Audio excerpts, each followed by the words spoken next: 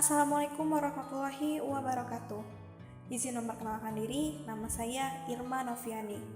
Pada kesempatan kali ini, saya akan membahas tentang memahami sistem pencernaan manusia.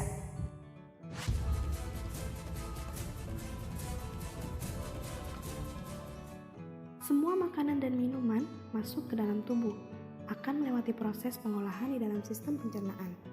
Ada banyak organ yang terlibat dalam sistem pencernaan manusia. Untuk membuat makanan yang Anda makan dapat dicerna dan diserap oleh tubuh. Sistem pencernaan manusia ini dirancang oleh tubuh untuk mengubah segala makanan yang Anda konsumsi menjadi nutrisi, yang artinya akan digunakan untuk proses perkembangan dan perbaikan sel tubuh juga sebagai sumber energi.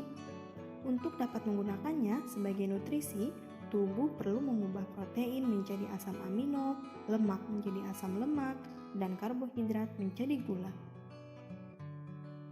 Organ pada sistem pencernaan manusia. Untuk dapat digunakan sebagai sumber tenaga, makanan dan minuman yang masuk ke dalam tubuh harus diolah terlebih dahulu. Prosesnya cukup rumit dan panjang.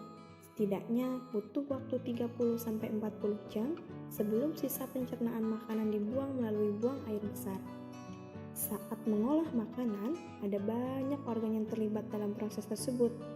Dan berikut adalah beberapa organ tubuh yang bertanggung jawab dalam sistem pencernaan manusia.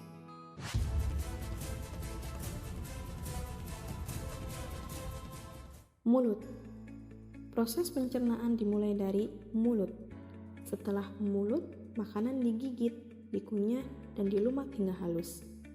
Air liur yang tercampur dengan makanan akan memecahkan bahan kimia dalam makanan tersebut dan membuat makanan menjadi lemak dan mudah ditelan. Ludah juga membantu mengarahkan makanan dalam mulut agar dapat digigit oleh gigi dan mendorongnya untuk ditelan.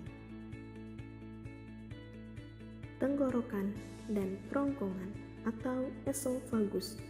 Setelah ditelan, makanan akan melewati tenggorokan atau faring dan kerongkongan atau esophagus. Kerongkongan adalah saluran yang panjangnya sekitar 25 cm, mulai dari faring hingga lambung. Kerongkongan akan mengantarkan makanan yang sudah ditelan untuk diolah lebih lanjut di dalam lambung. Di dalam kerongkongan terdapat katup yang disebut dengan epiglottis. Bagian ini berfungsi untuk melindungi saluran nafas untuk menelan makanan dan minuman. Jika makanan dan minuman masuk ke saluran pernapasan, maka Anda bisa mengalami batuk atau tersedak. Lambung. Tempat bertemunya lambung dan ujung kerongkongan akan dijaga oleh otot khusus, yaitu lower esophageal sphincter. Otot ini berfungsi menjaga agar makanan yang telah masuk dan diolah dalam lambung tidak kembali naik ke kerongkongan. Ketika masuk ke dalam lambung, makanan akan diaduk dan digiling lagi, lalu mengeluarkan zat asam dan enzim untuk melanjutkan proses pemecahan makanan. Serat pemecah makanan, lambung dapat membunuh bakteri yang mungkin ada dalam makanan yang dikonsumsi. Di dalam lambung, makanan akan dibuat cairan pekat atau berupa pasta, dan selanjutnya akan didorong ke usus halus. Usus halus. Makanan yang sudah menjadi cairan pekat atau semi padat berupa pasta disebut juga chymus atau chyme, selanjutnya didorong ke usus halus. Usus halus terdiri dari 3 bagian, yakni duodenum atau usus 12 jari, jejunum atau usus kosong, dan ileum, bagian terakhir dari usus halus yang memiliki tugas masing-masing. Makanan bergerak bersatu bagian ke bagian lain dari usus dengan bantuan gerakan peristaltik usus. Karena peristaltik adalah serangkaian gerakan interaksi dan relaksasi otot di dalam saluran pencernaan yang berfungsi untuk mendorong makanan. Duodenum bertanggung jawab untuk melanjutkan proses pemecahan makanan, sedangkan jejunum dan ileum bertanggung jawab untuk proses penyerapan nutrisi ke dalam aliran darah.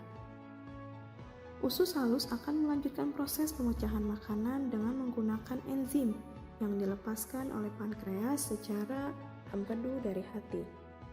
Usus besar. Setelah makanan diedarkan ke darah, maka ternyata ada sisa pencernaan makanan yang berupa limbah. Limbah yang akan dikeluarkan dari dalam tubuh ini diolah terlebih dahulu di usus besar. Sebelum dibuang, limbah akan melewati bagian usus besar yang disebut dengan kolon. Secara anatomis, kolon dimulai dari jejum atau bisa dikatakan sekum yang berlokasi dalam organ perut bagian kanan bawah.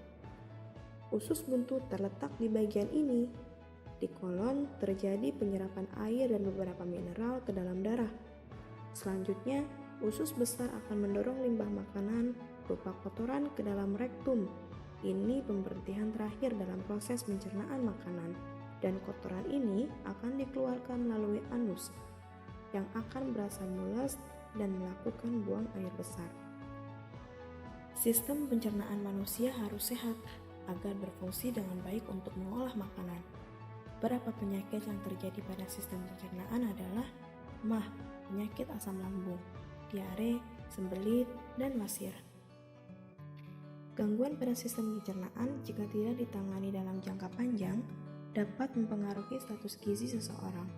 Untuk menjaga kesehatan sistem pencernaan, Anda disarankan untuk banyak minum air putih dan memperbanyak mengkonsumsi makanan tinggi serat, berupa buah-buahan, sayuran, dan biji-bijian. Jika mengalami masalah dan gangguan panca sistem pencernaan manusia, segera konsultasikan pada dokter guna mendapatkan penanganan yang lebih tepat. Sekian informasi tentang memahami sistem pencernaan manusia. Semoga informasi ini bermanfaat dan menambah pengetahuan Anda semua.